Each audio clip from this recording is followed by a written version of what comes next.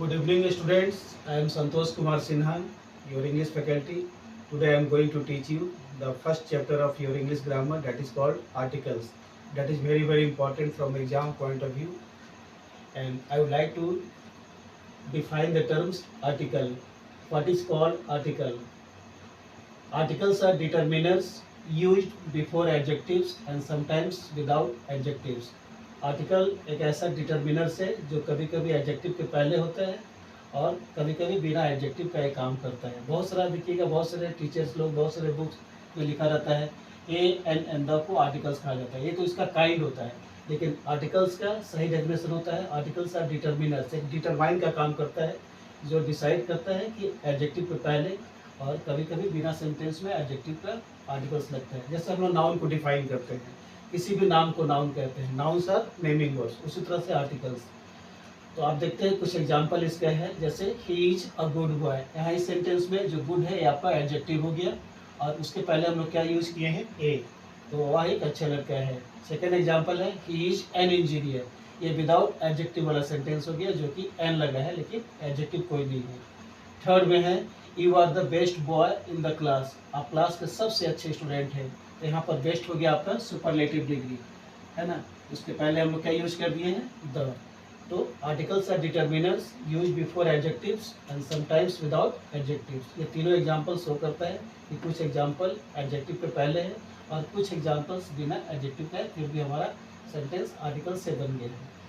अब हम लोग देखते हैं कि आर्टिकल्स कितना होता है। There are two types of articles. Articles English में दो होते हैं, एक है डेफिनिट आर्टिकल्स और दूसरा होता है इनडेफिनिट आर्टिकल्स। द को हम लोग बोलते हैं डेफिनिट आर्टिकल्स और ए और एन को बोला जाता है इनडेफिनिट आर्टिकल्स।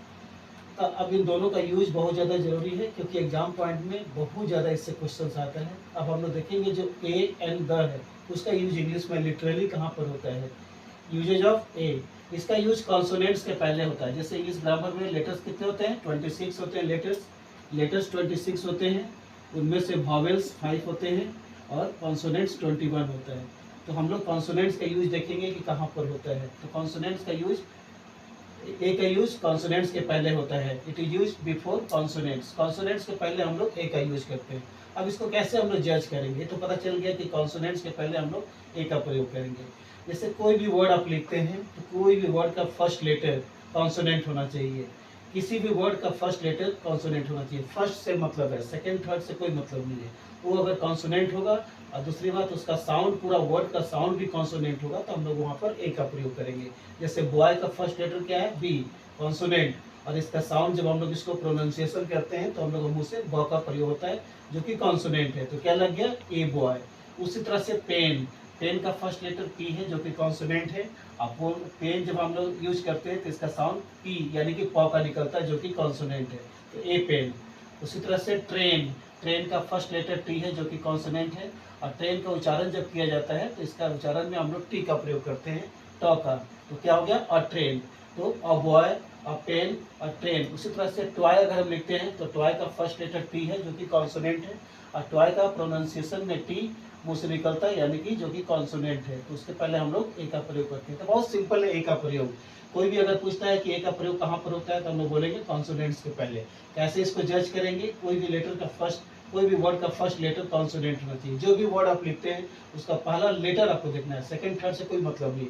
कोई भी वर्ड आप लिखते हैं तो उसका फर्स्ट लेटर कॉन्सोनेंट होना चाहिए और दूसरा इसका कंडीशन है कि पूरे वर्ड का साउंड भी कॉन्सोनेंट होना चाहिए। दो चीज़ आपको ध्यान में रखना है, एक तो पूरा वर्ड का साउंड होना चाहिए कॉन्सोनेंट का और वर्ड का जो फर्स्ट लेटर है वो कॉन्सोनेंट होना चाहिए। वहाँ आराम से हम लोग ए का प्रयोग करते हैं, यानी कि सिंपली कॉन्सोनेंट्स के पहले हम लोग ए का प्रयोग करते हैं।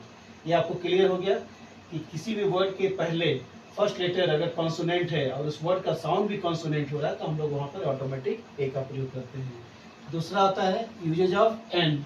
एन का प्रयोग कहाँ पर होता है, तो it is use before vowels. तो इंग्लिश ग्रामर में वॉवेल्स कितने होते हैं, 5, ए ई आई ओ यू, ये 5 वॉवेल्स है। ये आपको जहाँ भी मिलेगा इसके सामने हम लोग एन का प्रयोग करेंगे। फॉर एग्जाम्पल जैसे दिया हुआ है an apple, an elephant, an ice cream, an orange, an umbrella, क्योंकि सबका पहला लेटर जो है सबका वॉवेल है और जो प्रोनाउंसिएशन हो रहा है उसमें भी उसका उच्चारण वॉवेल का हो रहा है, इसलिए हम लोग सबके आगे एन का प्रयोग कर दिए। तो ये आपका एन का प्रयोग हो गया वॉवेल्स के पहले और ए का प्रयोग हो गया कॉन्सोनेंट्स के पहले, जो कि एग्जाम पॉइंट ऑफ व्यू से बहुत ज़्यादा इंपॉर्टेंट है और एग्जाम में अक्सर क्वेश्चन इससे आता है, जो कि मैं आपको अगला क्लास में इसको बताने वाला हूँ। धन्यवाद।